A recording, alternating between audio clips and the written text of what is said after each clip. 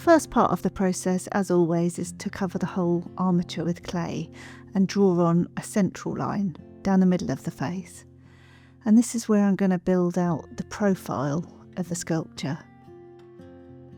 Now, Michael B. Jordan has got a wonderful smile, and in this pose he is going to be flashing his 1,000,000-watt smile for us. So as you can see right from the beginning, I'm sculpting him actually smiling. So I've sketched out the profile and then I start to build up the basic skull structure.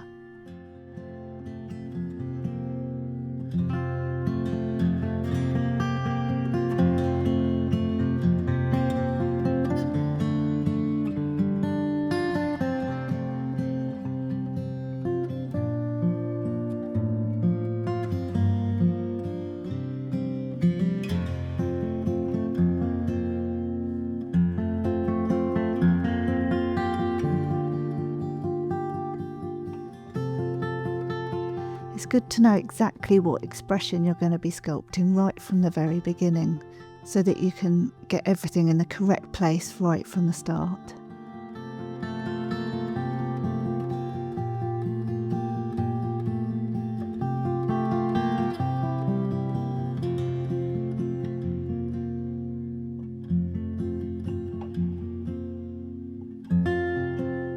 And now I'm checking that widest point of the face, which is the zygomatic arch, that's like the back of the cheekbones. It's an important point to measure because it tells you the very widest point of the face, so that then when you turn it to the front, you can get the correct overall shape of the face on. So you can see I'm building down from that widest point, down the shape of the jaw from the front.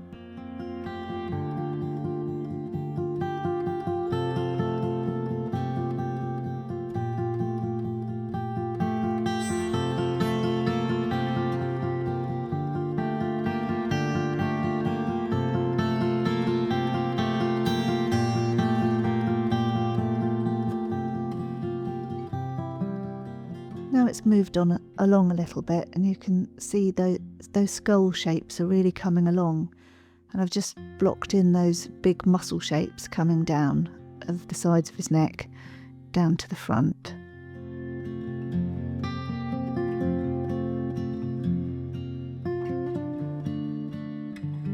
I try to keep the whole sculpture moving at the same pace, so it's important not to end up just sculpting one side more than the other.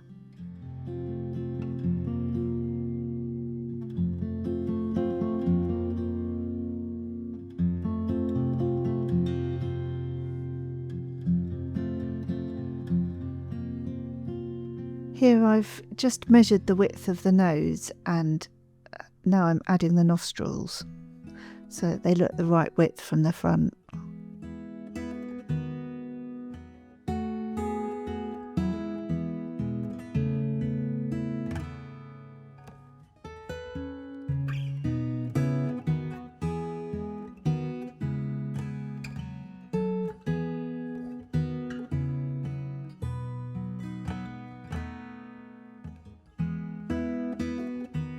Because Michael B. Jordan is smiling in this sculpture, that means that his nostrils will be a little bit further apart than they might be if he was pulling a serious face, because when you smile, it does actually make your nose go a little bit wider at the nostrils.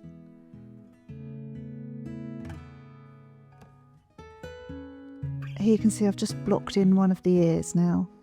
I'm starting to look for those shapes of the nasolabial folds, which is the folds that come down from your nose towards the outsides of your mouth.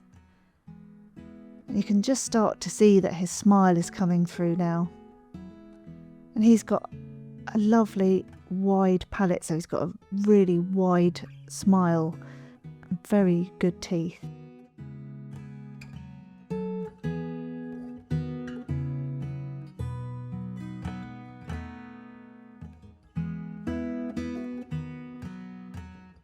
Once the eye sockets are in position, then I start to build the eyes. So I actually put in balls of clay for the eyeballs, and then once I'm happy that they're sitting at the right depth, I'll actually build on the eye with the upper and lower lids on top of the round balls of the eyeball.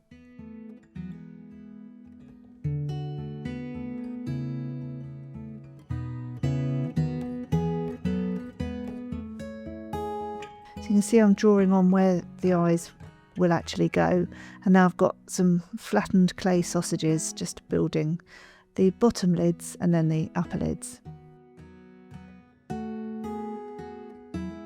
Now again, because Michael B. Jordan is smiling, don't forget that his eyes will be smiling too, because you don't just smile with your mouth, you smile with your whole face, and it affects all your features. So as I already said, his nose will be a little bit wider and his eyes will be squinted a little bit and have that warm smiling look to them.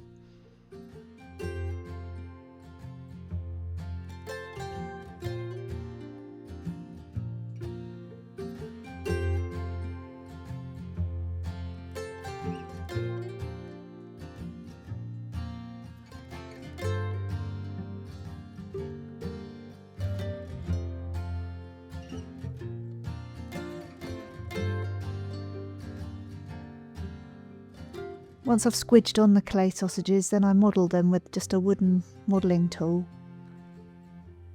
This is my go-to favourite tool, the B5 that I talk about in all my online courses. It's just a small S-shaped wooden tool. It's useful for everything when I'm sculpting a head.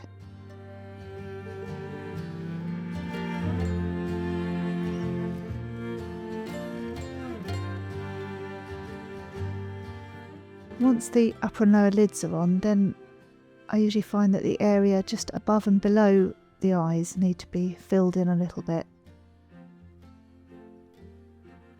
And you can see where he's smiling, he's got those pushed up cheeks, so they're quite full, the cheeks, where he's smiling.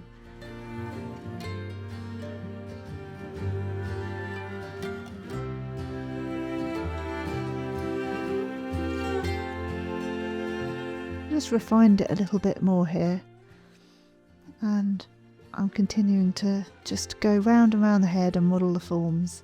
So I just like to get as many pictures as I can of the person from all different angles around their head, and just go round and round, tweaking and modelling as I go, and just very gradually the head will emerge and hopefully get more and more like the person.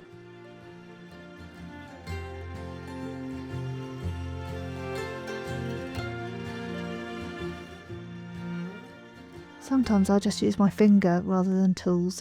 It helps to just feel the forms and shapes of the face. Once I'm happy with the basic shape of the eyes and where I've drawn on the irises, I usually hollow them out. It helps to make the eyes feel more lifelike.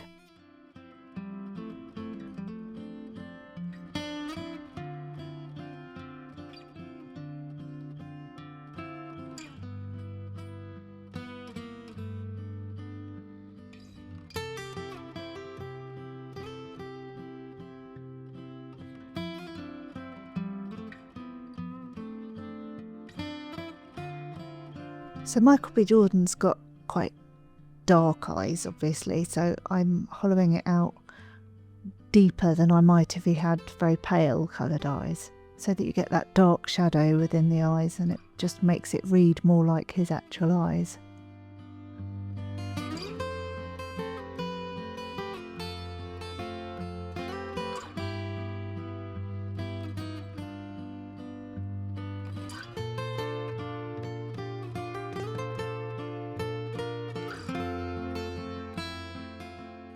Here I am modelling the lips a little bit more.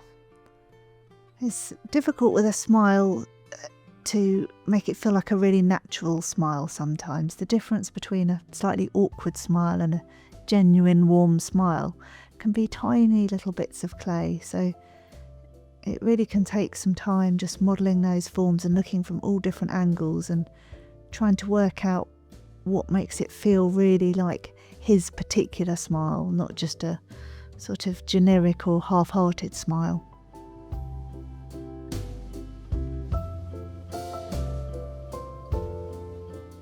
Here it's getting closer to a finish now, and I'm just smoothing off the surface with that small wooden tool that I was talking about before. And once I've modelled it with the tool, then I like to smooth it off with a finger.